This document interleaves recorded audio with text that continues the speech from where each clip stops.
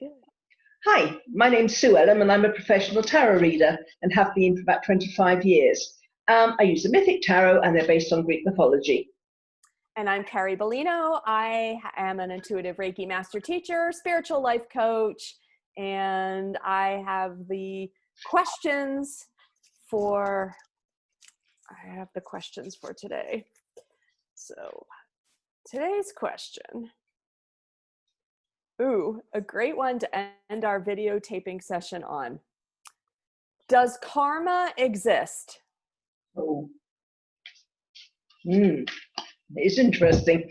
I'm going to look forward to the answer myself. That's the thing when you've got the cards. It's not coming from me. I'm basically just seeing what the cards say.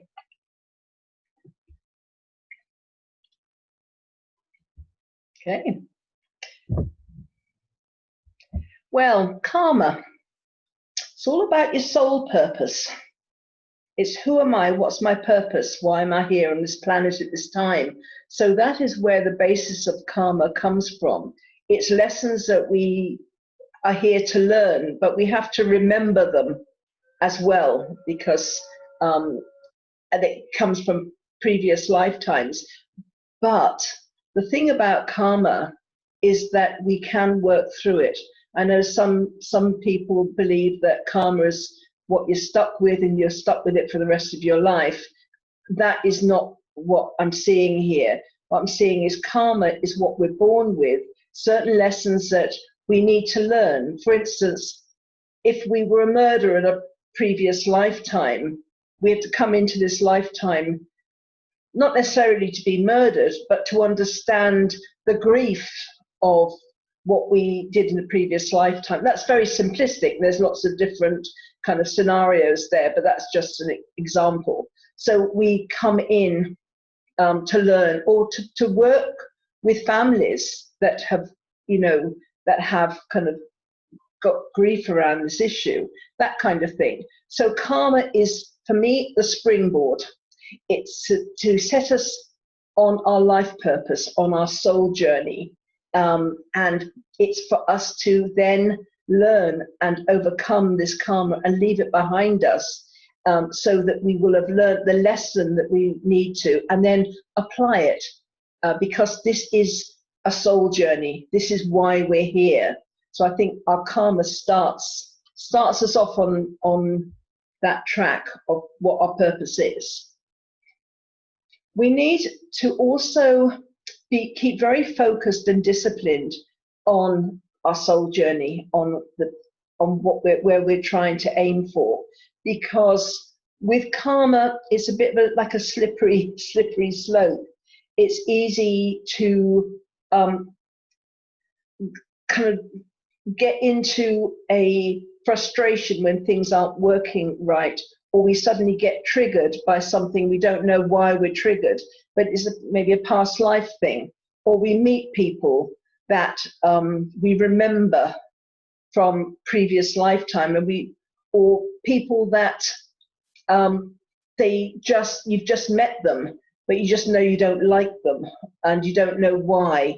All these different things. I remember reading a story about this guy. I think he was a postman or something, and he's put on a new route, and he knocks on the door, and this woman opens the door and screams. And when they investigated into it, it came from a lifetime where he was a gladiator and she was a Christian, and he had actually killed her in that lifetime, and she recognized him from there. And I mean, it was quite incredible, but that story kind of stuck in my head.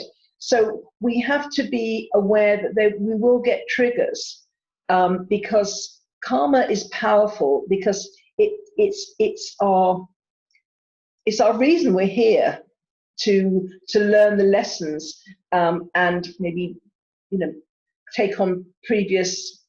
I don't like to say mistakes because it's all a learning process, but we need to keep focused and disciplined and not get irritated and frustrated, because then we waste energy and we get off course with what we're meant to be doing.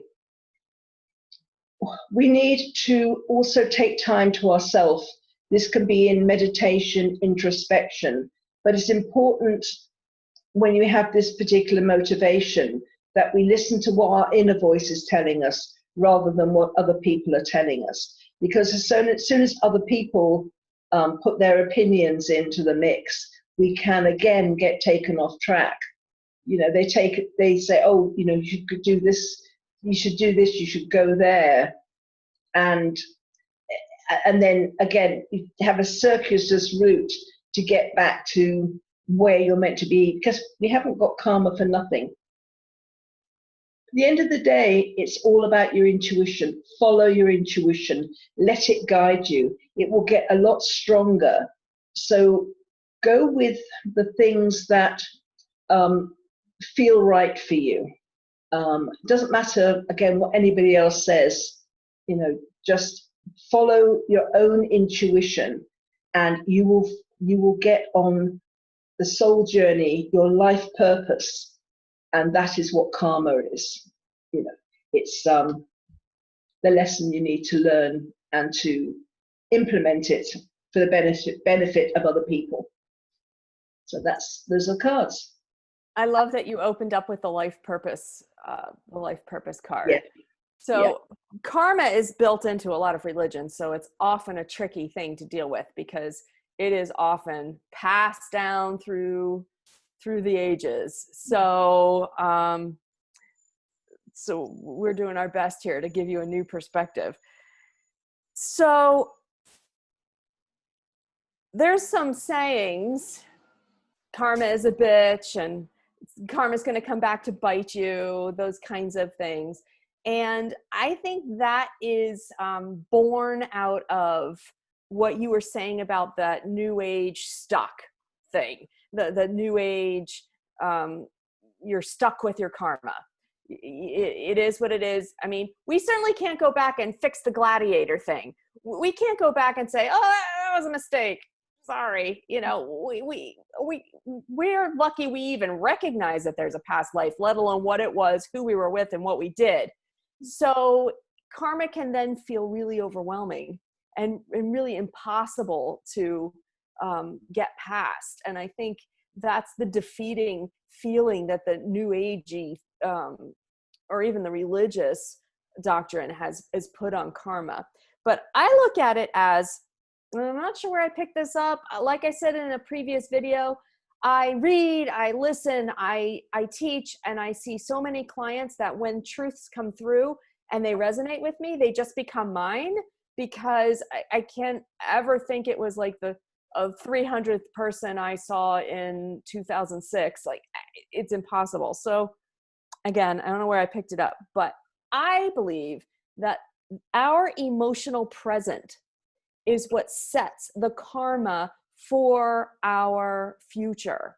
And that's where the intuition piece that you were just talking about, Sue, comes in, because following our intuition and following our heart is what keeps us emotionally grounded and emotionally stable in the present. It keeps us faithful. It keeps us knowing that we're doing the right thing, that we're doing what our heart is telling us, no matter what the outcome is. This is what I'm supposed to do right now. This is what feels right. This is what gives me happiness. This is what resonates with me. So this is the choice I'm making now in an emotional present.